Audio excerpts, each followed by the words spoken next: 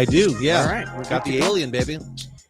Yeah, man. Like I was telling you before you got here, I didn't even know we were going to be able to do the show. Everything was not working, man. Oh, really? Windows got an update, and it was just, the computer was just all stupid. I was over here trying to make things work. It's weird how things kind of just malfunction sometimes. I'm trying to send Uber Eats to my girlfriend, right? Yeah. I've been trying all morning long. Doesn't work. It doesn't work, man. And it's so funny because, like, she called me around 8:15 and was like, hey, man, I really need some caffeine in me. Wasn't able to get it before work. I was like, baby, I got you. So there I am before my 8:30 work meeting doing all this, and during my work meeting doing it all. And it gets to the page to pay. I plugged in her order, plugged in her address, all that stuff. Yeah. The message to the company, like the driver. Yeah. All I gotta do is make payment. Won't take payments. Doesn't even populate the page. So I don't know if Uber Eats is down or what, but $19 for coffee, dude. It's expensive, dude. Yeah, you have to add the fee and then the tip and everything. Yeah. So look, like I'm on Uber Eats right now, right? I logged on. The first thing that they do is they send you a 4-digit passcode. Yeah. I'm gonna show you this, dude. It says, "Here's your code." Nothing. Probably down. What's up? It's Sam Salinas, Alex Noriega. Good morning, boys. So now I'm in trouble with Chica because I didn't give it. I didn't get her coffee. Payments just offers them some BBD. We all good. Offer her some Belle Biv DeVoe. Oh, Lord. Welcome to another episode of the Area 210 podcast with Mike Jimenez and Joe Garcia. Make sure to subscribe and hit that like button. Join the discussion as we broadcast to you live from beautiful West San Antonio. And remember to tip your hosts as it helps the show grow. What's up, San Antonio? What's going on, South Texas? This is the Area 210 podcast coming at you from the west side of San Antonio. My name is Mike Jimenez. That's Joe Garcia. We go for about an hour and a half or so. We talk about sports, pop culture, nostalgia. We have to get into the NBA games from last night because LeBron James, the alleged GOAT, knocked out in the first round. What does Shay say? Lakers in 5. It was the T-Wolves in 5. T-Wolves sent the Lakers packing yesterday, beating them 103-96. The Rockets lived to see another day, beat the Warriors 131-116. Crazy ending to that game, by the way. Alperen Şengün getting into a dust-up there. Fair or foul when it comes to it all. We'll get into that. Hey, man, we're going to have to pour one out for that guy from the Pittsburgh Pirates game yesterday who fell 25 feet down to earth, came crashing back down to earth. Who is at fault when it comes to that? We also had to get into that Wemby photo yesterday. So Rookie of the Year, Stephon Castle, was given his award over at the Rocket La Cantera.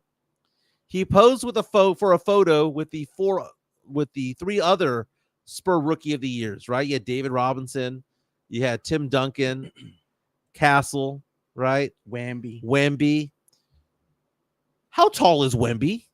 He's like 7'3", 7'4". Dude, he is a young man. He just turned 20 last year, right? I think he might be 7'5" now because we have seen Tim Duncan being 6'11". We've always known that Robinson's 7'1". Robinson went to Wemby's shoulders. So I want to review that photo, man, because I thought it was Photoshop, but it wasn't because there's video that goes along with it. Maybe Mr. Robinson should show Wemby how to play with some nuts in the paint. Dude, you know, I'd kill for a David Robinson right now. But man, we have a lot to get into. Again, my name's Mike Jimenez. That's Joe Garcia. We're going to go for about an hour 15, hour and a half or so. Our chat is powered by MCS General Contracting. We are live right now on YouTube. More than 2,400 subscribers strong. We have a good community here.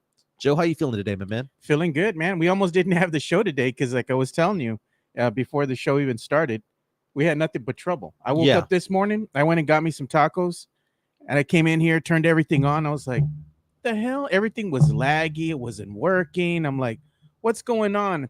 Come to see that there was a Windows update. Had to go ahead and restart the computer, do my magic, work my magic behind the scenes. That's why we have two cameras up here in front of you. In case one of them isn't working for whatever reason, we could just plug the other one in, 1 minute before you sat in that chair, before you came in here, I plugged up the backup camera. Boom. I'm like, I'll worry about that other one tomorrow. Which is weird because I usually look into this camera, but it's this camera today. So I'm just going to be off to the side a little bit today. It doesn't really matter, dude. You could just look at it and it still got you. It looks like my shirt's pink, but it's actually purple. Weird. It's kind of a weird color. It's a weird purple. Very, very nice. I finally got my code to get my girl some Uber Eats, but I doubt you guys want to talk sports, pop culture, nostalgia. I'm over here trying to win points with Chica, trying to get her some Uber Eats. $19 for a coffee if I can make this happen. But long story short, it was a big day last night in the NBA because you and I had to discuss this because I know we have games going on tonight in the Eastern Conference, but screw them. The Knicks Pistons, I mean, it's a fun series to watch, but whatever, right? Yeah. We are a Western Conference city, right? Because we have our San Antonio Spurs. We were looking at that game last night between the Rockets and the Warriors. You saw that game against the T-Wolves and Lakers, and we asked the question yesterday, which one was the most likely to fold? Fold like a $5 suit, right? Fold like a or like fold chair. like Wemby in the paint. Yeah. Don't go there yet. What? But here's the thing. We all surmised that it was going to be the Lakers. Yeah. Even Jeff Garcia from Locked On Spurs and Ken's 5 was like, dude, it's probably going to be the Lakers, which is weird because LeBron, despite being age 40, is still a top 10 player in the NBA. Luka Doncic, we all consider him to be somewhere around number 5 in the NBA, top 5, top 10 player. They have 2 of the top 10 players, and they got their asses handed them last night by Rudy Gobert. 27 points by Rudy. Beyond that, how many rebounds? A lot. A lot. I had not seen Rudy Gobert play a game like that in years. Rudy Gobert yesterday. Rebounds, bro. He just feasted off that team. 27 points, 24 rebounds, 9 offensive rebounds to go along with 2 blocks. Rudy Gobert sucks. Let's call it what it is, man. Rudy Gobert is 32 years old, going to turn 33 in a few weeks. He's not what he normally is. Back in the day, he was pretty good back in the day, but for the season, averaged 12 and 11. He averaged 12 and 11 for the season, which isn't scrub, but it's not like all-star level. He goes out there, more than doubles his stats. He averages 12 and 11 in a closeout game on the road, got 27 and 24. They had no answer for him. 12 of 15 shooting, Joe. You know what they all were? Dunks. Yeah. Dunks and layups. That's what happens when the Lakers are missing their center in AD. Remember, they went ahead and famously made that trade for Luka Doncic, right? And now what do you have for the Lakers as far as their center goes? Dorian Finney-Smith. Guy's a scrub, man. Do you know what I was thinking about when it came to all this? Do you know what they really needed? The Lakers, what they really desperately needed yesterday was a player like Anthony Davis.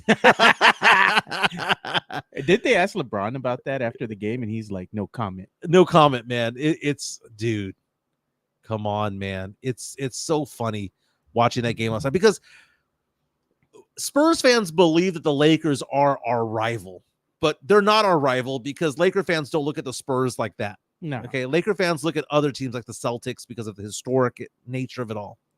But we sit here laughing at what happened because, well, first of all, you have LeBron James go out in the first round again. You can't be the GOAT if you're forever getting out in the first round. He's gone out in the first round so many times in his career. But my goodness, man. My goodness. Watching the Lakers go down last night makes me happy. It makes me giddy inside because I hate going to the Frost Bank Center and seeing Laker jerseys out there. There's no other team that pisses me off in sports than the Lakers do. Okay. I hate the Cowboys, but it's more of a joking hate, right? Because I like the fact that their fans suffer, but an actual hatred of a team itself, I don't think there's a team I hate more than the Lakers. I hate the Lakers and I hate the Rockets and I hate the Rockets fan base. Fuck the Rockets and fuck the Lakers. I'm glad they lost. You know what happened when they lost? Good. Yes, good. Exactly. And you know what? LeBron James, as big as he is out there on the court, you know, he's still a presence out there. Every time you even breathe on the brother, he just throws himself on the floor. Well, did you see that one argument that was going on with Luka Doncic with a fan couple days Oh ago? yeah. Luka Doncic was over there just complaining about everything like he always does. And the fans in the second row was like, dude, are you going to complain about everything? And I hate that because, I'm a high school basketball official, right? Yeah. And you have certain players out there who literally complain about every single play. And at some point, it's the boy who cried wolf, right? At some point, you just don't give a crap anymore. You're like, dude, maybe you did get fouled. I don't know. You've complained about everything. So watching the Lakers get knocked out, especially with the national media, with ESPN and Shannon Sharp and all that, Lakers in 5. I don't care what you all say. Lakers in 5. Shut the hell up, dude. Lakers are done. Lakers are gone. And Stephen A. Smith also on the Lakers bandwagon. Well, he's not anymore, but he used to talk a lot about him. After his dust up with LeBron, then they kind of soured. But I'm sure he was probably picking them as well. Yeah. You know who's the king of LA? Antman. He is. Yeah. And I saw this thing on Twitter, and I don't want to say that it was somebody local who tweeted this. Maybe it was. So if it's somebody on Spurs Twitter who did, I would agree. Who's the new face of the NBA? And someone posted on there, and I don't know who it was, but someone posted on there that John Morant fumbled the bag when it came to all this. That Antman is becoming the face of the league, especially if they make a run. Okay, because again, it's been LeBron James since like 2003. Yeah, well, John Morant made an ass of himself because here's the sad part about it, right? It's okay if you didn't grow up in the hood, man. Like, nobody's knocking you for that, right? Like, if you grew up in the hood, okay, cool. You got out, great for you. But if you weren't about that life, you don't have to act gangster. Like, you don't got to do that, man. And that's what John Morant was trying to do. Always with the gun symbols, flashing the guns, fingers, waving the gun fingers when he shoots makes a basket or whatever, just being stupid and obnoxious. It's made him unlikable. Right. It's not that we're talking down to his talent. It's there. He's a great player, no doubt. It's just his off the court antics that just sour you. And that's what we're getting also from like LeBron James. LeBron James, okay, he is the second best player of all time in the NBA, maybe third. Anybody who says LeBron James is below 1, 2, or 3 is a joke, okay? Yeah. I will say that person, Joe, doesn't know ball, okay? Oh, look, I hate using that phrase, right? We have that $5 incoming super chat by Matt Lerma. Saying Nico was right. Yeah. Nico Harrison getting to live to see another day. Nico Harrison, the GM of the Dallas Mavericks, who traded Luka Doncic for Anthony Davis. But you saw the Lakers yesterday. How undersized were they, man? They had I know Rudy Gobert is a decent player, right? They had no inside presence yesterday. They had no muscle down low, and they got abused, humiliated. They got exposed by that T-Wolves team, and it's so funny to watch. And by the way, Austin Reeves, can you show me another NBA player that has less muscle tone than that guy? Hey, but he can ball, bro. He can ball. He can shoot. He has no muscle tone. The brother can ball, bro. The brother needs to pick up. He's a professional athlete. Would right? you rather have Austin Reeves or Jeremy Sohan? Rather have Austin Reeves. Exactly, dude. I mean, it doesn't matter what you have no muscle tone. If you can ball, you can ball. Right. But who has no muscle tone? Luka Doncic. You know who else has no muscle tone? Wemby. Like a toothpick, bro. Wemby's just skinny, dude. He's bro. petite. He's petite. Petite. He's la petite. La petite. But it was so much fun watching this because the Lakers were an arm length away from this team the entire game, right? Minnesota led this basically wire to wire, right? They were up by 4 or 7 basically the entire game, and the Lakers couldn't overcome it because at the end of the day, they couldn't stop Gobert. Gobert was open the entire day. 9 offensive rebounds, Joe. They couldn't stop him. A 32-year-old Rudy Gobert, they couldn't stop. And all this fanfare that the media gave about Lakers in 5, Lakers in 5. Joe, LeBron appeared as though he didn't care anymore. It appears as though LeBron doesn't care. Maybe he was already thinking, he already knew the end was nigh, and he was like, 1, 2, 3, Cancun. Yeah. You know? Like, we're not going to go past the second round, even if we get past them. Oh, he knew, dude. I mean, he's out there on the court, and you're looking at Luka, dude. Why does Luka Doncic always look injured? He always looks like he's in pain. He's always grimacing. He's always like, oh, my knees hurt. My back hurts. Yeah. My vagina hurts. I'm like, bro, go out there and play with some balls. Go and play some defense. When he actually started playing a little bit of defense, the Lakers started making a run. They started, okay, let's close the gap. Let's go ahead and see if we can win this thing. But look at this. Look at this team that the T-Wolves have, by the way. Yeah. 49-33 on the year. 24-17 on the road.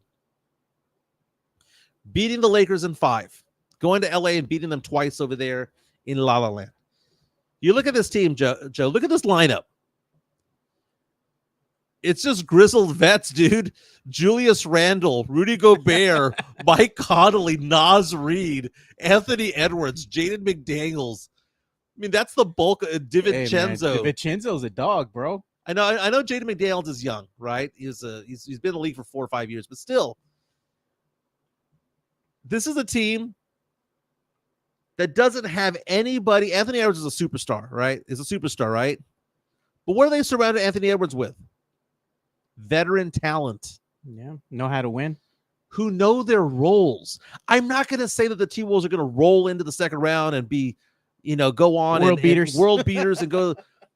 But in order to make the playoffs and get to the second round, you need to have a certain level of success. You need to have a certain level of talent around you. Mike Conley's older than dirt. And he's still in the league. Dude. 37 years old. Out there playing 31 minutes last night. Rudy Gobert is 32, but he's really 40 in NBA mileage. Julius Randle has been around forever. And they put together a team of hungry veterans. Yeah, the guys that just know how to win. They know how to play their role, and corporate they play it well. Ball. Yeah, that's all it is. It's corporate ball. What is it that we said? You don't need superstars, right? Yeah. To win. You just need guys that go out there and play their role and play it well, right? And that's what the Spurs are lacking. They need somebody, of course, in the inside paint, in that inside presence there.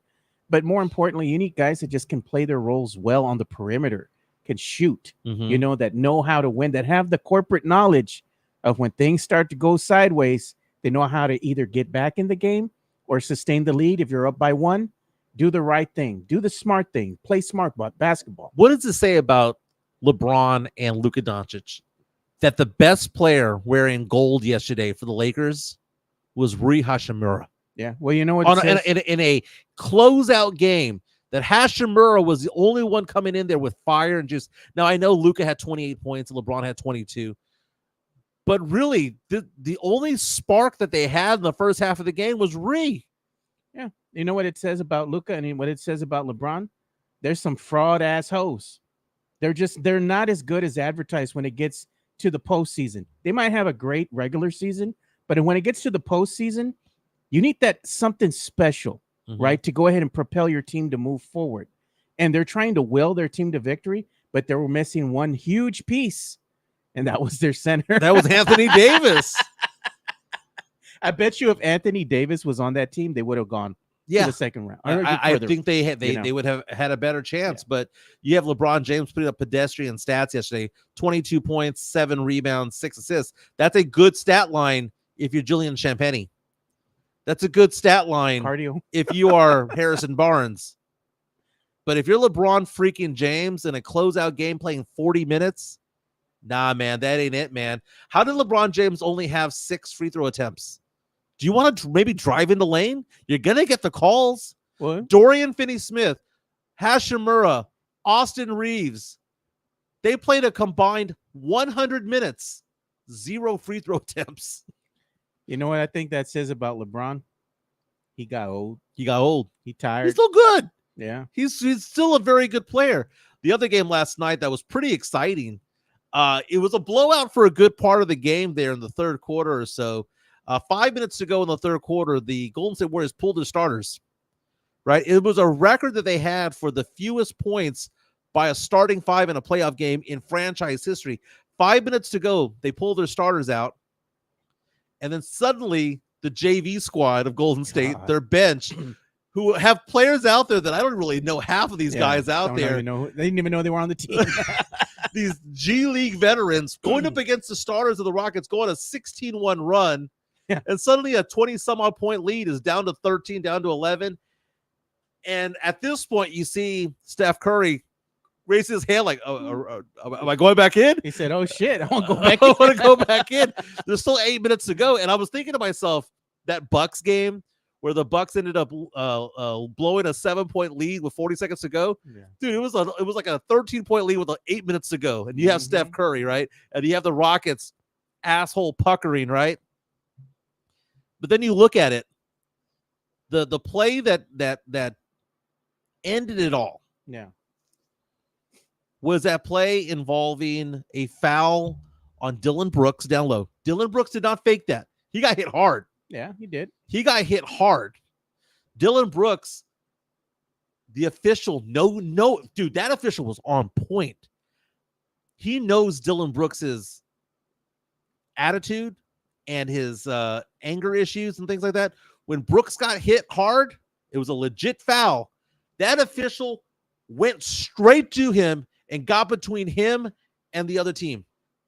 Right? Yeah. But on the other side, you see Alperen Şengün, who had a really good game, go up there and just arm check a player from Golden State who I don't even know who he is.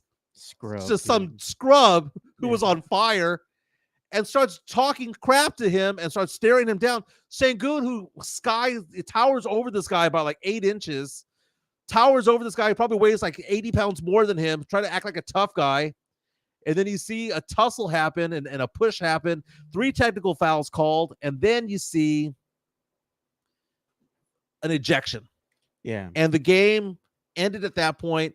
That's exactly what was needed because it disrupted the offense. It disrupted one of the player that got thrown out of the game for Golden State was accused of headbutting. Yep. Şengün. And you know what? Damn straight he should have headbutted him. Good. He should have headbutted him. Şengün was in his space. What do you want to do? Pat Spencer was the one who was ejected. But, okay, so let me ask you this. Was that just a smart veteran move by Şengün to be doing all that? Or was that just a punk move? That was just a punk move. It was dumb. There's no place for it. Your team's up. Just shut up and just keep playing ball and let the game continue and finish them off. Mm-hmm. This whole dust up here just kind of disrupted everything. It stopped. Well, I have this courtesy of TNT if you want to show it on my side. And the reaction from Draymond Green. Whoever Pat Spencer is, welcome to the NBA. Şengün going up to him. And then Jackson Davis shoving him. Jackson Davis called for a technical foul. Pat Spencer, technical foul and an ejection because of a headbutt right there. Şengün also called for a technical foul, but he's the one who brought it on there. Hey, Draymond Green's over there going, I appreciated it. Look at that guy, Spencer. You got a porn stash on him, dude. Got to respect that. That mustache he's got going on. Şengün with the new haircut, by the way. Yeah. And Draymond with the gray beard. So I want to find out who this Pat Spencer is. Have I been living under a rock, not knowing who Pat Spencer is? Pat Spencer, by the way, was the 11th player on the roster yesterday for the Golden State Warriors. Look at this. We have something by one of our listeners here. Sam Salinas says, "Never thought I'd say something positive about Sochan, but for as much as he sucks ass, he has a bigger heart." Than LeBron. Mark it. Sam said something positive about Sochan. Boom. By the way, so Pat Spencer has been Pat Spencer sounds like, like a TV show character, like Magnum PI and Pat Spencer. Pat Spencer played 39 games this year for the Golden State Warriors. averaged 2.5 points per game in 6 minutes average. Last year averaged 0.7 points per game. So really was somebody who was a scrub. Okay. 6'3" point guard. All right. He went to Loyola of Maryland and then to Northwestern. And his high school was the Boys Latin School of Maryland in Baltimore. Pat Spencer, 39 games played this year, 2.5 points per game, balled out last night, got ejected for headbutting Alperen Sengun. Now that you saw that headbutt, we have Midtown Texas. It says Mike's going to do a Spencer headbutt at Nyosa. Sengun going up to him at 6'11", 235. Pat Spencer, 6'3", 205. 8-inch height difference between the two. Sengun coming out. They should call him Sengun, Goon. He's coming out like a goon. You know, he's out there trying to muscle up somebody like an Edgar at Market Square. Dude. I asked my daughter yesterday at lunch, how many Edgars can I take out in a fight? She goes, well, you can't ever have a one-on-one fight with an Edgar because they go in packs. They go in packs, yeah. And that's the exact same mindset that Sengun had. Now, here's the thing about Sengun that I thought was interesting, and I texted you this yesterday, Joe. Do you remember the text I texted you about this? I said, every time I see Alperen Sengun ball out, this was before this all happened, yeah. I get pissed off because we could have had him, and instead we got the babyface pervert, Josh Primo, instead. Yeah. And it's so funny because, dude, when I was on Sports Star that entire year, I was on it every day going, we need to get Sengun, man. That guy from Turkey is going to be good. And he's going to be a third-team All-NBA player this year, more than likely. He was an all-star. And Sengun is the heart and soul of the Houston Rockets. He's the heart and soul. Yeah. Spurs decided they wanted Primo, again, who nobody had on their board. He's the heart and soul. Now I got Huey Lewis in my head. 15 points, 9 rebounds, 9 assists for Alperen Sengun. Also had 2 steals and 2 blocks. He fills the stat line. Rockets win 131-116 to extend the series out. Now, what ends up happening, Joe, is Golden State needs to pull it out in Game 6 because they ain't going to win Game 7 in Houston. No. It's a must-win game. They got to take care of business. I think it's tomorrow night that they're going to play. Tomorrow night. Yeah. They got to finish them off there, man. Because if they let them go to Game 7, they're going to be back in Houston, and the crowd does play a factor. Being back home does play a factor. Tonight, 2 elimination games. We got the Knicks against the Pistons as the early game, 6:30 on TNT. Pistons favored by 1.5 to make this a 7-game series. Clippers, Nuggets. Nuggets are trying to close it out in LA tonight at the Intuit. 6.5 point spread. Clippers favored for that game. I saw something on Twitter that I thought was kind of funny. Do you remember the TV show Entourage? Oh, I remember that from back in the day. So Jerry Ferrara, who played Turtle, had a funny tweet earlier today that I thought was kind of funny. He was talking about the games, and I'm trying to find it, but it basically said that he desperately wants his Knicks to win tonight. Here it is. The Jerry Ferrara on Twitter. He's a funny guy on Twitter, by the way. He says, nervous for the Knicks tonight. I don't want a Game 7. I don't want my 6-year-old son who loves the Knicks to have a Game 7 yet. I also don't want him to see his dad during a Game 7. The Knicks, who haven't done crap since 1973, and I mean, they made it to the finals in 99 where they lost to the Spurs. Yeah. But, dude, it's so funny seeing these franchises that have struggled for so long and their fan bases be so bent out of shape. It's been a long time, since Knicks fans have had the Knicks be relevant again, like going into the playoffs and actually being favored to do something like win and move on. It's exciting times for Knicks fans. They want to see their Knicks go all the way to the finals. Right. And do something. And they have a decent squad out there. But we asked this question yesterday, Joe. Which of these teams is most likely to be knocked out tonight? Pistons or the Clippers? I'd say the Pistons. And it's a sad thing for the Pistons because same thing with that fan base. Pistons had really not been that great for quite some time. They came on this year. They look great, and they go to the playoffs. Pistons fans are all excited. Yeah, we're the higher seed. We can win, but it's not going to be meant to be because the Pistons, the one thing that they lack for everything that they already have as far as their youth and athleticism is the ability to win, that corporate knowledge that you need on your team, the veteran knowledge to go ahead and win these games. And what's happened in today's NBA right now in the playoffs, it's showing that the teams that have those veterans, that matters, man. If you have those veterans, you have that corporate knowledge, and guess what? You're moving forward. But they show that heart, man. They do. It was a bad thing for them to go down. Was 3-1, and to see them bounce back and force a game 6, and to go back home was a big deal. It was a very big deal. I have some love for the Pistons. Oh yeah, no doubt. I mean, you got to respect what they've been able to do because, I mean, for a while there, they were just one of the worst teams in the NBA. I have some love for them. The reason why I have love for them is because I grew up a Pistons fan. Bad boy Pistons. I'm a Spurs fan.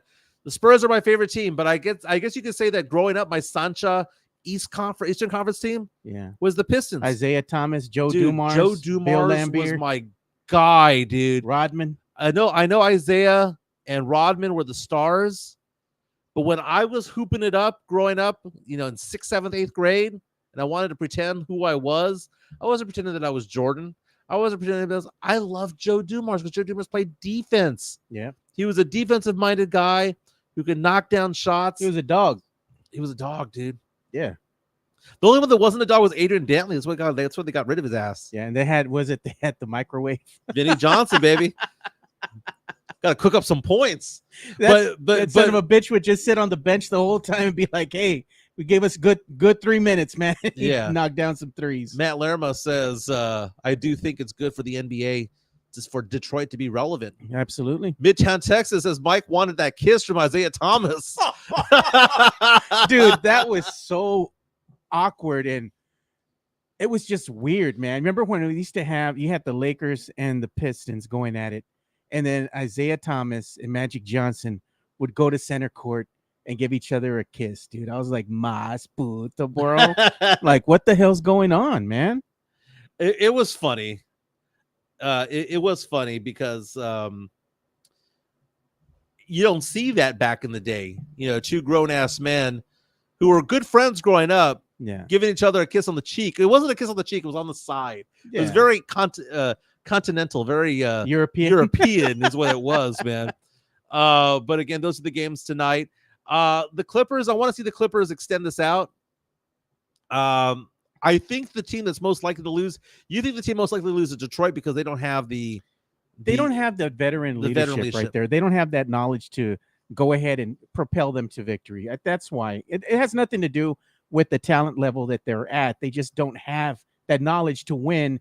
And I think it's going to be a close game again, but in those waning seconds or minute, they're just not going to be able to do it. I think the team most likely to lose tonight is actually the Clippers because you have the Nuggets. So I know the Nuggets have an interim head coach and all that stuff, but we haven't had in a while that big ass Nikola Jokic game. I know game 4, he had 36 and 21, which is a massive game. Yeah.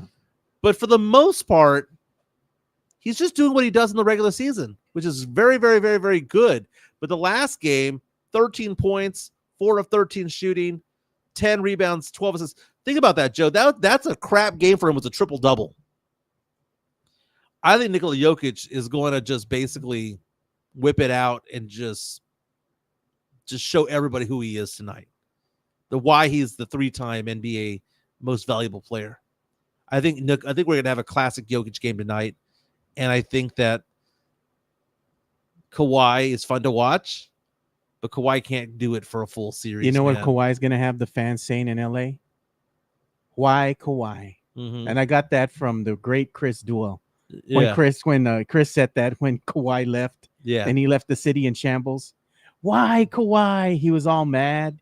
He had the jersey, the Kawhi jersey with the tape on it, the X through it. It was funny, dude. Sam Selena saying that white chocolate BBD is what you're saying, right, Mike? About Jokic, so he's gonna whip it out. I was trying to go with a good phrase about it all, but the words were escaping me at the time, man. That's funny. Joe, we've had some pretty good numbers of people who have been watching this on all of our different platforms, Joe. Yeah. The numbers are coming back up. I like that. And it's because of the people that we have here that watch our show daily basis. They're loyal. Do the super chats like Drew Show did right there. Hit the like button now. Don't wait. Hit the like button now. Drew Show, $5 super chat saying, F New York. Screw Knicks. Screw the Knicks fan, rather. Saying you fear a game 7 in the Garden is akin to a humble brag. Pistons in 7. Kawhi is slowing down in 6 or 7. It's inevitable. Indubitably. We agree. We agree. Remember that? Indubitably. Yeah. Hey, speaking of indubitably, and talking about Spurs greats, we're gonna talk about the Spurs on the other side of this. Let's give some love to Jeff Garcia from Locked On Spurs and Ken's 5, who was kind enough to be on the show yesterday. But we haven't talked about that photo that was taken at the Rocket La Cantera involving the 4 Spurs who won Rookie of the Year. Let's show some love to Jeff Garcia from Locked On Spurs. Locked On Spurs is your daily Spurs podcast, hosted by Jeff Garcia, the lead Spurs writer for Ken's 5 San Antonio. Jeff has a healthy plethora of guests all the time on the Locked On Spurs podcast. You can also follow Jeff on Threads at Jeff G Ken's 5 SA. You can also follow Jeff on Twitter at Jeff G Spurs Zone. So make sure you go ahead and give Jeff a follow not only on Threads and Twitter, but also on YouTube at youtube.com/@Locked On Spurs. This is where you're going to be able to find the replay of the Locked On Spurs podcast. Make sure to like, subscribe, and share. That's right. At Jeff G Spurs Zone on Twitter and Threads. More than 7,000 subscribers on YouTube. Does a fantastic job and is a big friend, good friend of our show over here. Photo last night at the Rocket La Cantera. You see Tim Duncan, David Robinson, Stephon Castle, and Victor Wembanyama, the 4 Spurs who have won the Rookie of the Year award. There you see Stephon Castle getting that. He had 93 first place votes out of the 100 that were cast. It's a great moment for the Spurs, and everyone's commenting on this photo. There's some from different angles here, but you see a 6'11" Tim Duncan, a 7'1" David Robinson, a 6'6" Stephon Castle. Dude, that's 6'6", man. And then you see Victor Wembanyama, who allegedly is 7'3". Joe, Robinson goes up to his chin. Yeah. Wemby might be 7'5" now. Maybe he grew an inch. He's 20 years old. It's very possible that you can keep growing in your 20s. Famously, David Robinson went into the Naval Academy at 6'4", came out 7'1". Wemby might be growing. Dude, if Wemby continues growing and he's 7'4", 7'5", legitimately a 7'4", 7'5" guy, it's not that I don't want him to ever shoot a 3 in his entire life. Someone needs to look this guy in the face and go, quit that crap. Yeah, grow a set of nuts and go play in the paint. Go grow a pair. Yeah. And that's my fear about Wemby, is that I don't fear that Wemby is not going to be a good 3-point shooter. I think he's going to eventually develop a good shot.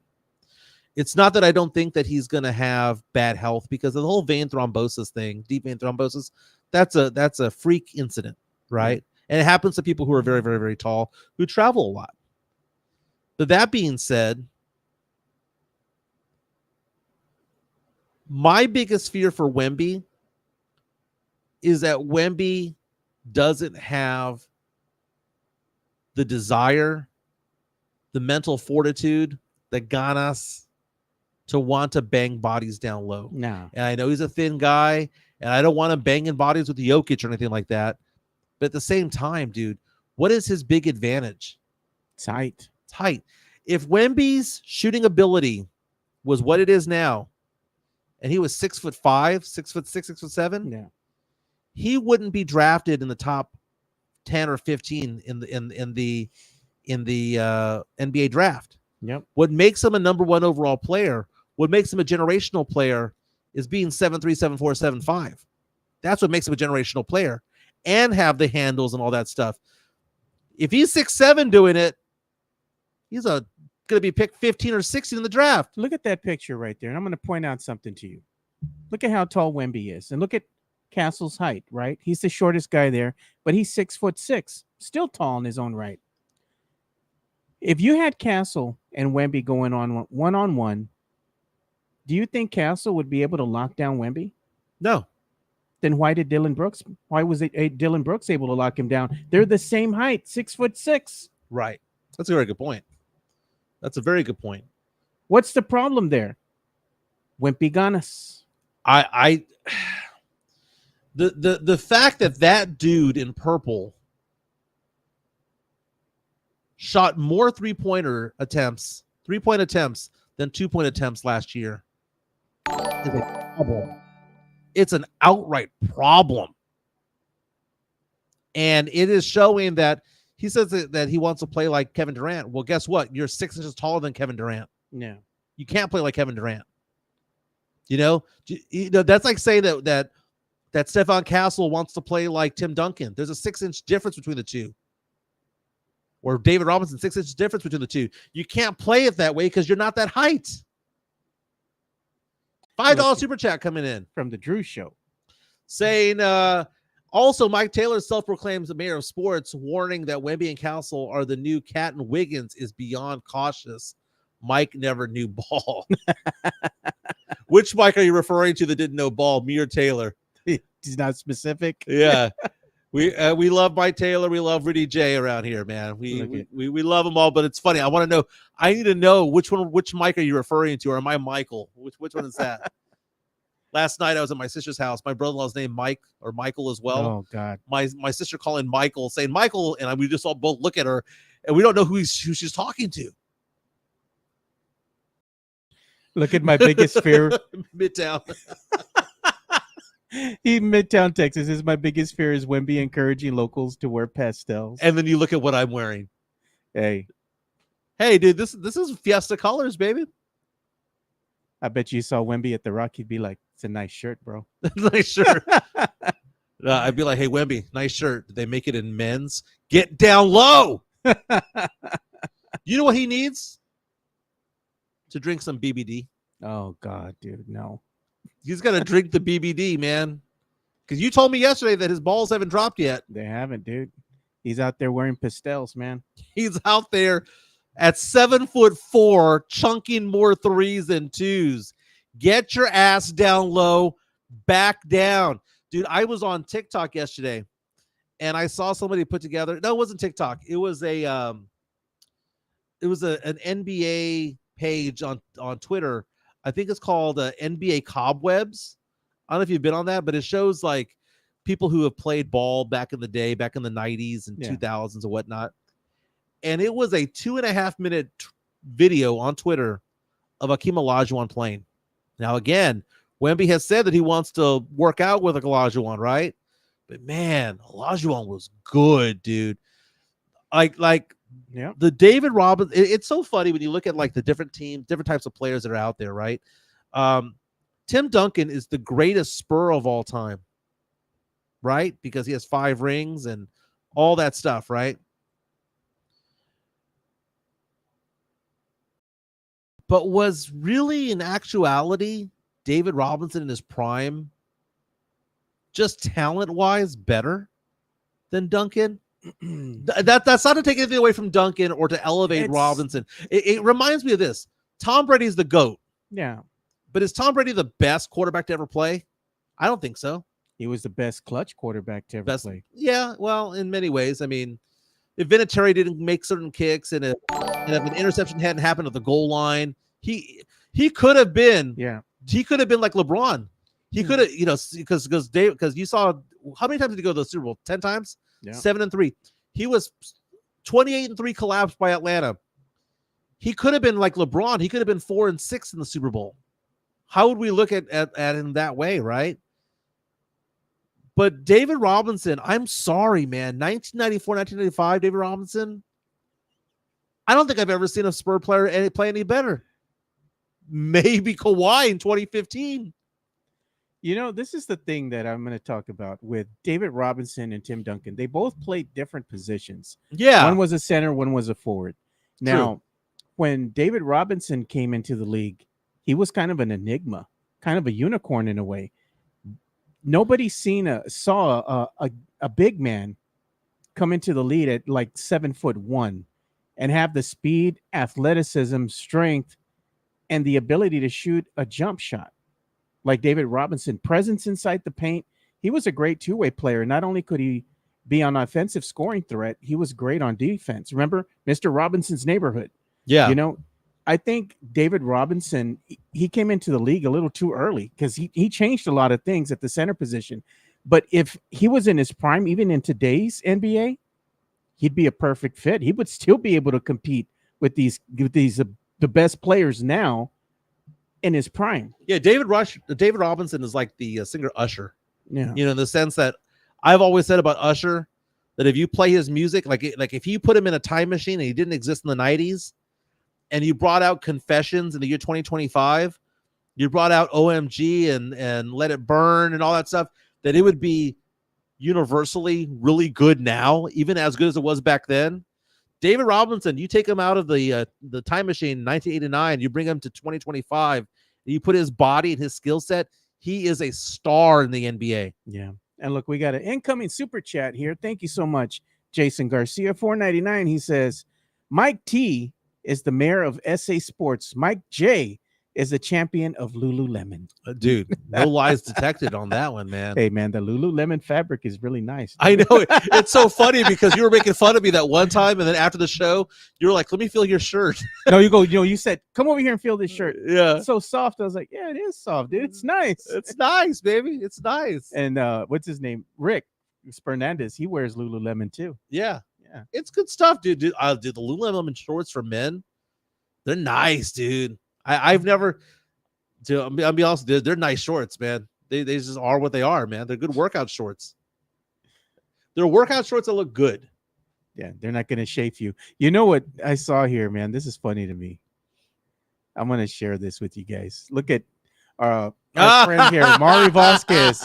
Now, this is a good medal. This is a great medal. Remember the infamous Tetas cap that they took off, you know, the market there for the Texas Rangers. They made it into a medal, and Mari Vasquez says, I think I just won Fiesta. You sure as hell did, brother. That's a hell of a medal. Yeah. Now, if only somebody would actually make the hats. I'm sure they're out there for sale somewhere. But that's a great hat, dude. It is, dude. And they're kind of fake right now. They're not the legit ones that the MLB was doing. Because they took them off the market so quick. Oh, my God. I'm watching the grossest thing I've ever seen in my entire life. Oh, God. Do you want to get into this, Joe? No, is it that gross?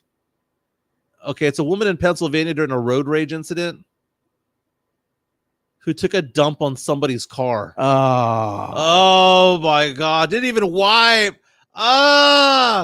Gross. That's gross. That's courtesy of TMZ. That's disgusting. Pennsylvania police investigated a road rage incident that turned into a crappy situation, says TMZ. No pun intended. Dude, can you imagine? What would you do if somebody like took a dump on your car? I'd set that car on fire. This be the last damn thing they do. Last damn thing they do. I would have ran her ass over. No, dude. I would have set their car on fire, beat the shit out of them, and then take a piss on them. Fuck them. They're gonna learn today. Oh goodness, dude, goodness. Let's give some love to MCS General Contracting for that diamond hard concrete.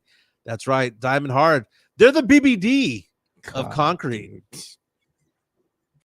MCS General Contracting, more than 30 years of combined experience in concrete placement. They are the best in the business. Honest pricing, high quality work. They get going on house foundations, driveways, concrete patio decks. If you want to extend the deck, extend the driveway. If you're a business and you need to put together a slab, a parking lot, or other concrete placement services or sidewalks, reach out to MCS General Contracting at 210-774-9155.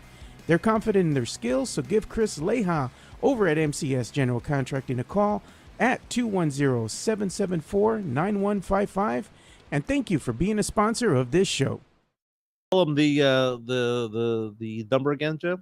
Yeah, if you want to go ahead and give Chris Leha a call of MCS General Contracting, your home for the diamond hard concrete, go ahead and call 210-774-9155.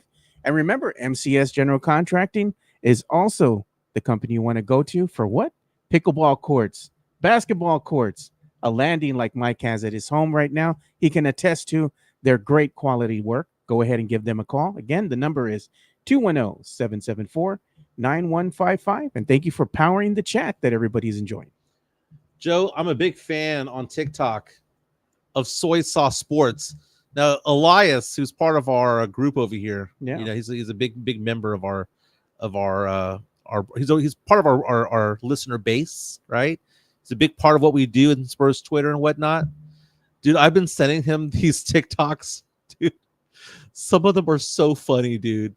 Let's take a look. Okay, so it's this dude right here. I don't know if you follow him. It's a Soy Sauce Sports, right? Like soy sauce, like the sauce. The sauce. Yeah. Soy Sauce Sports. He does this whole thing about who he'd have sex with and who he wouldn't have sex with. And it's like certain players and the moms and whatnot. Dude, go do that, dude. Go check that out. So let's play one real fast. I just think it's funny, dude. I just think it's funny. Let me see. Is my audio not or there it is. Smash. Pass. Smash. Pass. Arguably the GOAT. Respectfully, she didn't have to do all that. Double smash. Pass. Smash.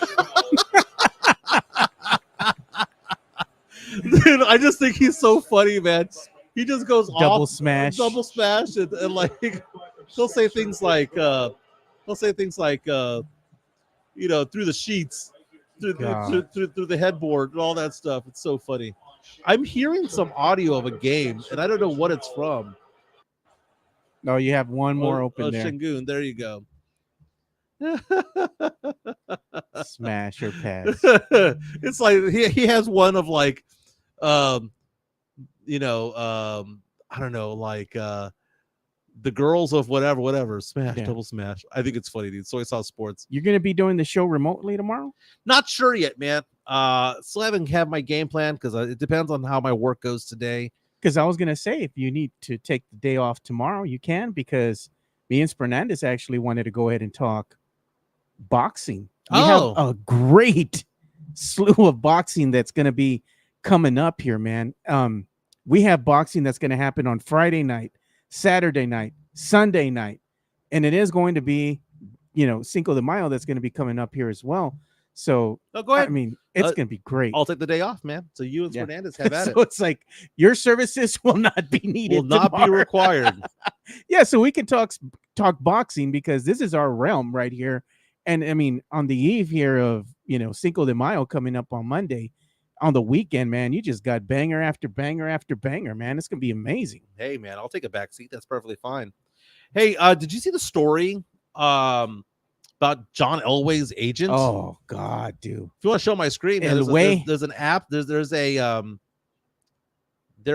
photo. What's going to happen to him, man? Is he going to be implicated? They're doing an investigation. Was there drinking involved? So John Elway and his family were with his former agent and business partner named Jeff Spurbeck. Very good friend. Maybe one of his best friends. They've been friends for a long time, man. They were at Stagecoach in California, which is kind of like their Lollapalooza, if you will. It's their it's a big concert series that they have over there. And John Elway was driving a golf cart, which max speed 12 to 15 miles per hour. Somehow or another, the best friend was not sitting there. He was sitting in the back. So you have like certain golf carts that have like two rows of seats, and then they have some in the back. The one way in the back. He fell out, smashed his head on some concrete, immediately basically passed away on the spot because he was in life support immediately. Pulled the plug. He died. He had a traumatic brain injury due to that, him falling out and hitting his head on the concrete. And it's just a tough situation because it's under investigation. And one of the questions is going to be the man behind the wheel. Was he drinking? And that would have been none other than John Elway. If this goes to trial, he could be going to prison, man. I don't know if you could say that he did it on purpose because you don't go to prison for negligence.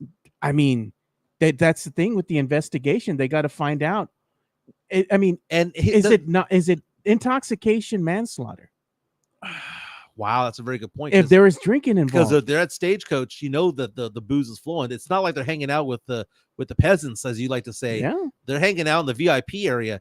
Statement from John Elway says, quote, I am absolutely devastated and heartbroken by the passing of my close friend, business partner, and agent, Jeff Spurbeck. There are no words to truly express the profound sadness I feel with the sudden loss of someone who has meant so much to me. My heart goes, and my deepest sympathies go out to Jeff's wife, Corey, her children, Carly, Sam, and Jackson, and everyone who knew and loved them. Jeff will be deeply missed for his loyalty, wisdom, friendship, and the love he brought into the life of mine and the lives of so many others, end quote. John Elway, man, this is going to be something that he'll never be able to get over. Dude. Do you know what this reminded me of? Matthew Broderick. Remember Yeah, Ferris I remember Bueller? him. Yeah. Ferris Bueller, Matthew Broderick, Glory, all that stuff. Those great movies back in the day, War Games. Matthew Broderick killed 2 people. Now, it was an accident. It was a car accident. He was with Jennifer Grey. Remember Jennifer Grey, who played his sister on Ferris Bueller? Yeah. They were boyfriend and girlfriend. While they met on the set of Ferris Bueller, they became boyfriend and girlfriend on the set, and they were with each other afterwards. Matthew Broderick, they went on a vacation to, I believe, Germany or somewhere in Europe, where they drive on the other side of the road. Matthew Broderick was not used to driving on the right side of a car on the left side of the road, got confused, crashed into a car, killed 2 people. They ended up breaking up because of it all. But Jennifer Grey has spoken about this for years, saying that it haunted her to be in that situation. John Elway might be the same thing. Might be like, what did I do? What could I have done differently? I hate the fact that happened to him. He seemed like he's a good guy. He's not a Brett Favre. Yeah, Elway's not a Brett Favre. Yeah, he seems like a good dude. Yeah. It's just an unfortunate situation. Your thoughts and prayers are with the family, man, of this time, because what a way to lose the loved one. Right. When something so cynical like that. Jesse A saying family could go the civil suit route and get money from Elway. That's true. That is true.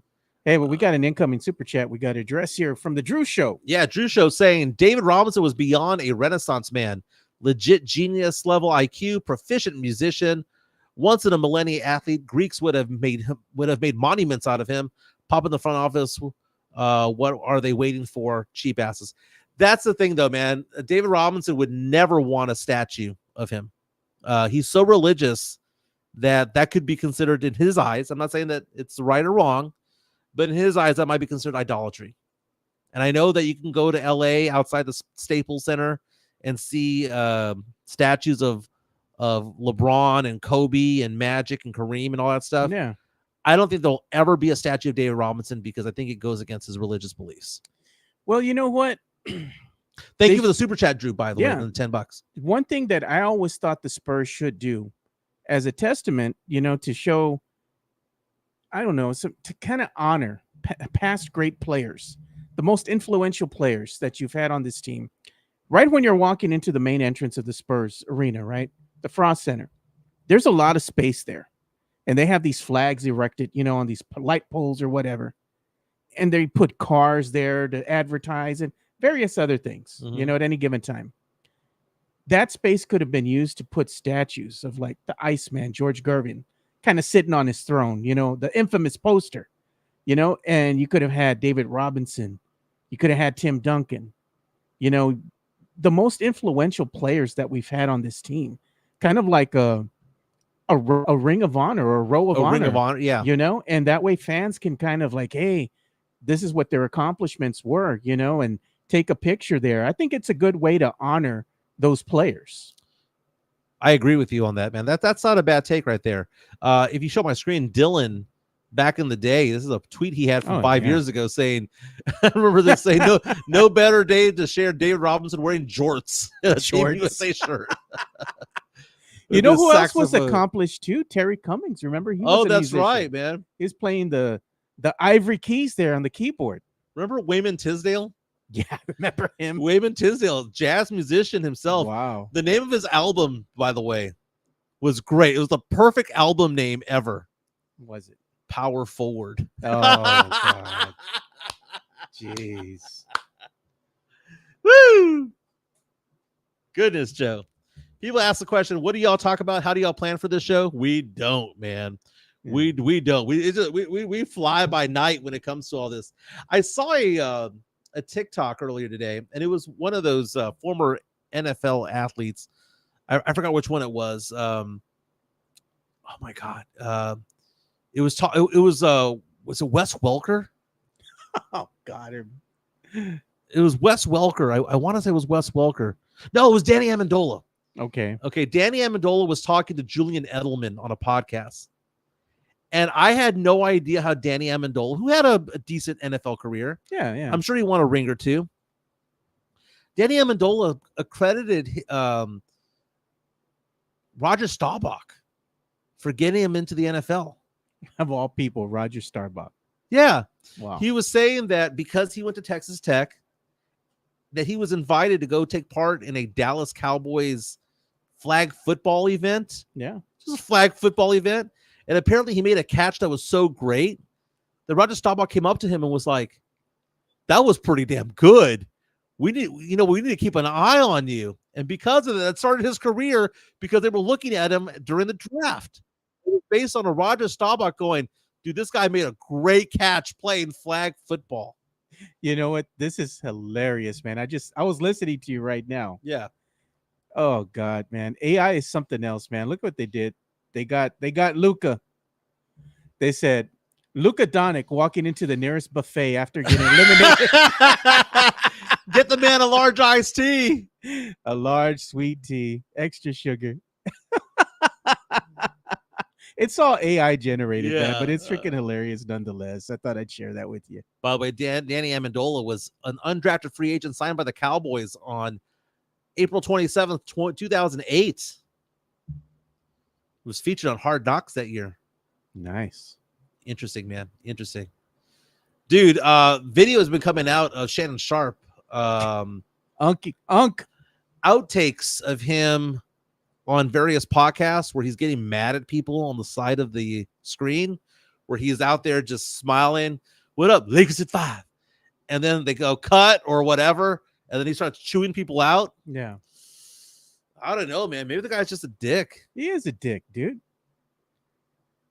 He's been known as one for a while already. It's just one of those things, dude. You have the on air, right? Or the TV personality. Mm-hmm. But the guy that you see after the cameras go dark and they turn the mic off, that guy's a dick, dude. You can tell. And it's funny that you say that because there are certain people in the media. I've been in the media.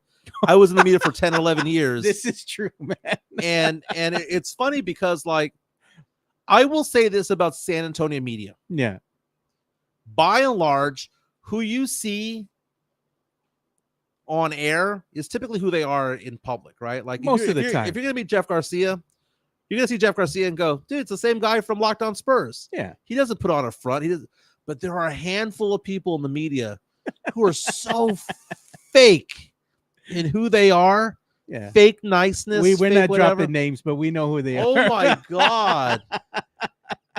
And there are some people that you like better in person than you do them on air. On air, yeah. Me. You know how many people came up to me at Sports Star events who were like, I hate you, but you seem pretty nice. I'm like, yeah, because I'm here having a drink, dude. Let's party it up a little bit. It's funny, dude. It's funny, man. That's a funny thing is that some of the names would actually surprise people. They'd be like, oh, this gal or this dude's a nice person all the time. Nope. And Joe, when people meet you, man, they're like, dude, Joe's a good guy, man. Joe's exit 7. He's gente. Photo exit 7, man. You know, that familia. Funny. You know, I know somebody personally that's like that in the media, and it's a weather personality. I'm not going to drop their name or say what station they work for, but it's a female. And I remember watching this when I went to a fiesta event. You know how they have the day of fiesta Thursdays, you know, the official start of fiesta and everybody congregates at Hemisphere, right? Hemisphere Park. And I was there and I was walking, I was with my family, and they have the weather people there, you know, what have you. And then one of these ladies was not so nice. Like people were like, oh, can I take a picture with you? And she was all fine and dandy in front of the camera with the mic. Yeah. And as soon as the mic went away, they're like, can I get a picture with you? She's like, get away from me. Get the heck out of here. I'm gonna give you a name, a blast from the past. Someone who was really nice to me back in the day. Yeah. This is a sports personality we never talk about anymore because remember the Dan Cooks of the world. Oh God. We remember Shaking the you Greg down. Simmons, Dan Cook. You know what's so funny? Of all the tall great Dan tales, Cook. of all tall tales, let's talk about this real fast. Of all tall tales, which are not tall tales, they really did happen. Okay, I really did date a stripper, not knowing that she was a stripper. Okay, You should write a little book, and then we should give it away to the listeners. Mike's book of tall tales. well, I mean, it's funny because all this weird stuff happens to me, and it's because I'm actually extroverted, and when introverted people don't have interesting things happen to them. Yeah.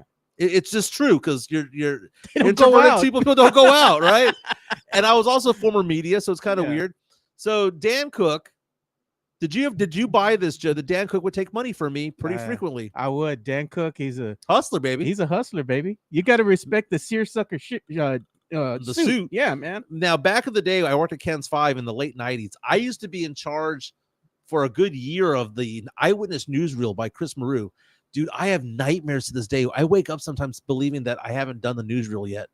Like, dude, he used to piss me off. I used to think my day was over. And he'd be like, here's the newsreel. I'm like, mother trucker, it's 9:58. I got to edit this in 25 minutes? You're out of your mind. Or 35 minutes? And it was linear editing. It wasn't like, it was reel to reel. Or not reel to reel. It was Betamax to Betamax, whatever it was. And I used to hate it.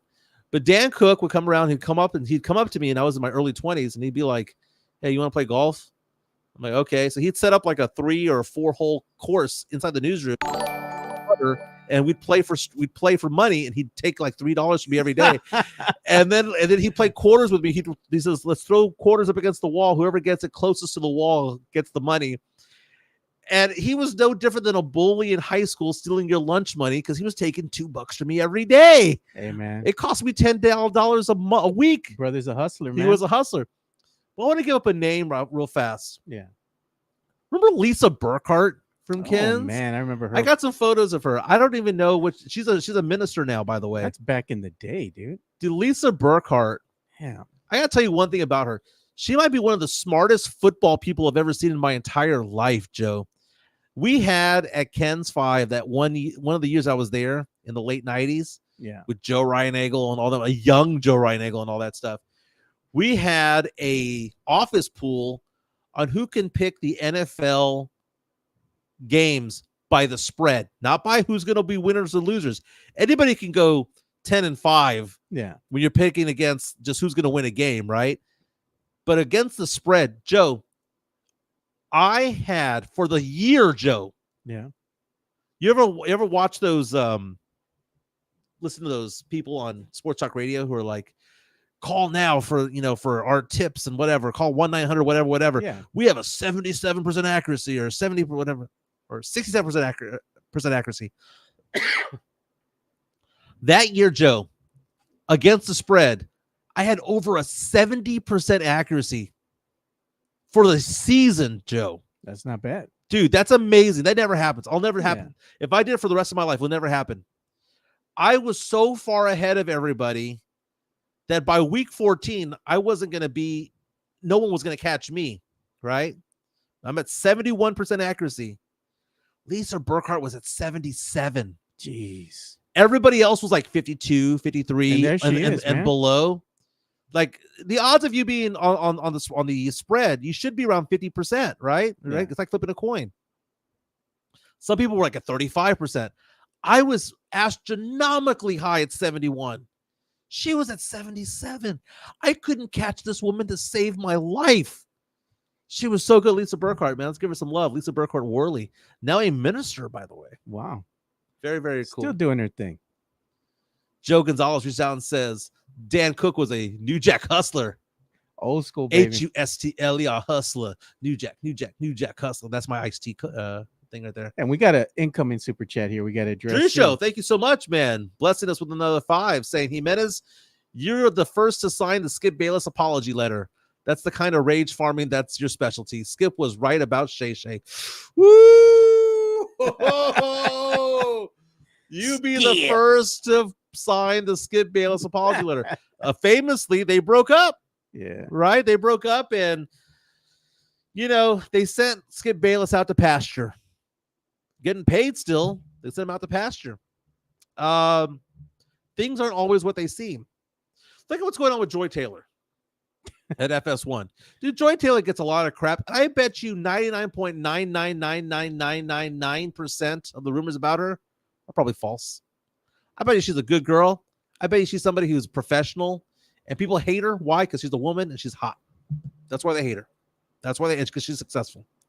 I bet you she does a fantastic job. We hear things about people in social media that are all lies and bullcrap anyway about local people when it comes to celebrity or local media types and whatnot. I just find it to be odd. Yeah. I mean, I don't have any comment about her, good or bad, as I don't know her. I just know the personality that comes out on TV. Yeah. You know, I thought she was, good at what she did, with Colin Cowherd and all that. And, even for her stint that she had on was it ESPN or something like that she had back in the day? Who was the best one to come out of that Colin Cowherd on ramp, right? Was it Beetle or was it Joy Taylor? I don't know, man. They were different. I think Beetle had probably the more esteemed career. Beetle still comes out on FanDuel, the FanDuel network. She has her show. I think Joy Taylor is bigger than Beetle ever was. Well, Beetle had more of the spotlight. Beetle had the ESPN spotlight on her, which is bigger than FS1. NBA, she was talking NBA. But I mean, there's not much that she's doing anymore other than FanDuel, which is still big. Don't get me wrong, but you look at like Joy Taylor. Joy Taylor knew what she wanted. You could tell that she wanted to aspire for more. Beetle knew her role. I think that's the big difference was. Mexico Jr. Another Jimenez bragging montage. Drew show. The accuracy is 71%. Drew, I would say this, Drew. That was 1 year that I did that.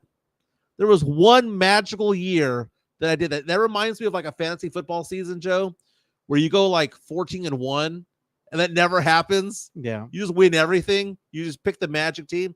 I had 71% accuracy 1 year calling the NFL every single game. That was like 1998, right? Dude, Lisa Burkhardt beat the crap out of me by like 10 games. Yeah. And I'm a 71% accuracy. But what do you believe that I was wrong? Do you believe that? Let me ask you this question, everybody. Yeah. Do you believe me when I say that Lisa Burkhardt of Ken's 5 back in the day was 77% accuracy for the season? Because it sounds to me like you're calling me a liar about me. Yeah. But you're okay going that she probably was at 77%, which again, that's astronomical. That's stupid good. Yeah. She didn't compete the following year, which made me mad. I'm reading something here that's interesting about Joy Taylor, dude. She came out on some podcast, man. This is weird, dude. So she came out on this podcast, and this is being released by Mail Online. I don't know how accurate it is or whatever. But look at what the headline says, Mike. Joy Taylor reveals that she needed to have sex every day after being embroiled in Fox Sports lawsuit. I have no problem with that, dude. She says that her libido was through the roof. It's funny that she said that, because if a guy had said that, if Shay had said that, you'd have been like, man, right on. But if a woman says that, they're a whore. That's stupid. She's got a man. She's been with a guy for the longest time. She has a boyfriend. If she wants to get railed every night, that's good for her, man. More power to her. I don't see the issue with like women who want to have sex. Because you know what? Whoever that dude is, that's a lucky guy, right? Yeah, speaking of a lucky guy, Chica and I were talking about this the other day. I was telling her that I have met, she's met my friends and all that stuff, right? If a guy ever tells you that you're a lucky guy, that's an insult, right? Yeah. If you say, hey, your girlfriend's nice, your girlfriend's pretty, whatever, that's very, very respectful. Be very wary of a guy who tells you that you're a very lucky man. So what does that mean? All that means is they think your chick is, they want to bang your chick. That's all that not all you're the a lucky time. guy is code for I want to bang your chick. No. And sometimes it's purposefully, Sometimes it's subliminally, like they didn't know that they were saying that. No, I don't agree with that because I mean, there's times where I'll tell my friends the same thing, but it doesn't mean I want to bang their wives. I'm just like, hey, I mean, you've seen what they've gone through together as a couple, because you've been there since the beginning, and you see what they've accomplished and where they're at now. Like, hey, man, you're a lucky man. She's a lucky gal to have. You all See, found each other. that's the difference. You're a lucky man. She's a lucky gal. Yeah, That right you all there. found each other. That right there is perfectly fine. Yeah, that's perfectly fine. You're a lucky man. She's a lucky gal because you're lifting both of them up. Yeah, because you see where they came from. But think about every guy who's ever said to another guy, man, you're a lucky guy. That's the best way to say it. I wish I could bang your chick. I don't know, Mike. I don't see it that way. I just be like, all right, whatever. Yeah. Look at that. It's JHNSB says it's nasty because it doesn't take a skill for a woman to F, Mike. Well, it sounds like you're effing the wrong woman, because there are good ones and there are bad ones. Look at this. Speaking of good and bad, this is a good thing. They showed this video here on the X. Well, you can tell by the way I use my walk. Anthony Edwards taking a victory lap in LA. Do your thing, King. The King Slayer. Mm-hmm. Antman. I would have done the same damn thing. He's got to win a chip if he wants to be the face of the league, dude. Yeah. We're when LeBron leaves, there'll be would there be a power vacuum for who's the face of the league, or is it going to be just faceless? Well, if you ask Spurs fan, they're going to be the face of the league is Wemby. Yeah, Wemby needs to get down low and dominate. Wemby's not going to be the face of the league shooting 33% from three all night, all season. Yeah, he's not going to. Even if he wins Defensive Player of the Year, he's not going to be the face of the league. He's got to be a grown man offensively, and shooting 7 or 8 3-point attempts per game is not much of a man when it comes to being 7'4". Look at this, dude. This is Greg Castaduela. Chica, lucky girl, Mike. Look at this. Somebody put this on the X, dude. Hater report. Lakers in 5. They're putting the clips of Shannon. Lakers in 5. They got it, man. Lakers in 5. That's that LA arrogance is what that is right there. Oh, dude, that's hilarious, man. LA arrogance. Lakers in 5. I'm going to retweet that, dude. That's funny, man. And what do you got plans for this weekend, man? What do you got planned? What are you going to be doing? Going to the 305, man. Bienvenido a Miami. I'm leaving for Miami tomorrow night. Chica's daughter goes to college. Yeah. In Miami in the 305. So going to go hang out with her for a couple of days and swing on back on Monday.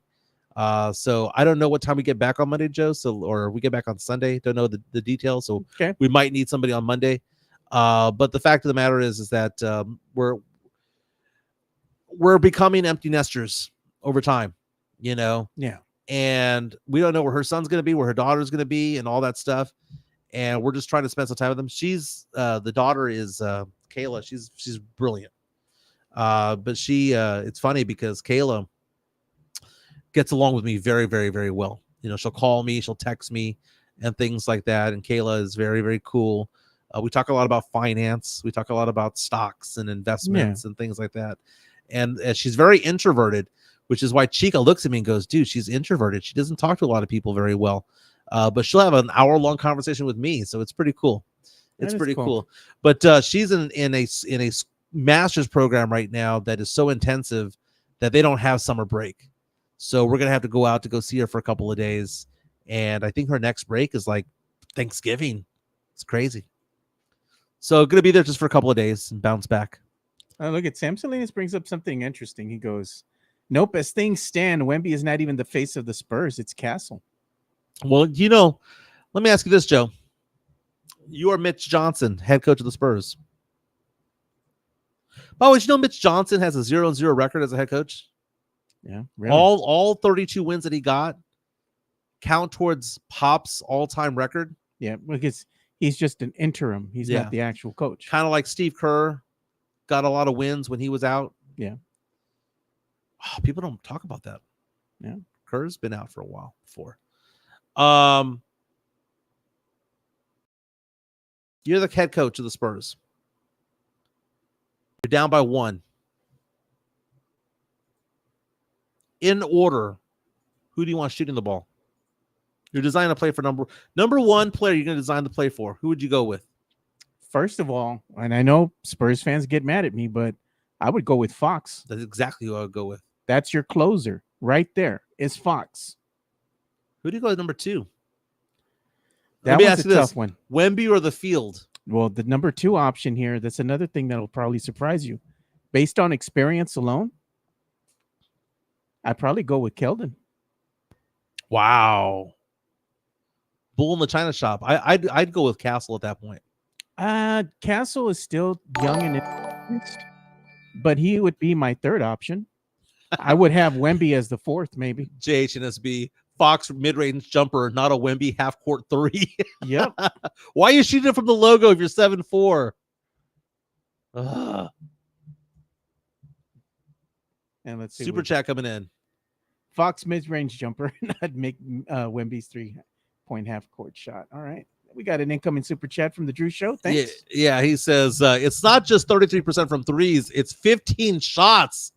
It goes 5 for 7 or 6 for 7 inside. Wemby is like I can't see the word, like Dorn in Major League and ground balls. It's Picas to go on Picas to go inside. He's like Dorn in Major League. Oh my God. Okay, I got the reference there. Okay, remember Dorn in Major League? He was not wanting to pick up the ground balls. He goes, I have my contract here. He didn't want to hit his face. Yeah. And Coach Lou grabs his contract, takes a piss on it, just drops on the ground, takes a piss on it. Dude, that's a great comment there, Drew Show. And I didn't know that that's how you spell Picas. This is Picas to go inside. That's the boundary. Right? We always talk about Jeff Garcia and the boundary. Yeah. You know, he can't go beyond the boundary.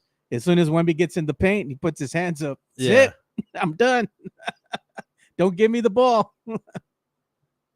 I think that's hilarious, dude. That is Wemby, though, man. I was like, I don't understand what the reluctance is to want to play inside the paint if you're the tallest guy. Mm-hmm. I mean, Akeem Olajuwon, and you kind of look at how he lived, right? When he was inside the paint, he had that little dream shake, spin around, fade away jump shot, boom, money. You know, he'd be able to shake you down, go right around you or go under, pop back up, kiss it off the glass. He was a very smart player. He was. He had a really good skill set, could pass the ball, get his teammates involved. I mean, he was a great player, man. That's why the Rockets won 2 chips, back to back. Did you see President Trump answering questions from Stephen A. Smith last night? No, I did not. Stephen A. Smith was asking him a question about Harvard.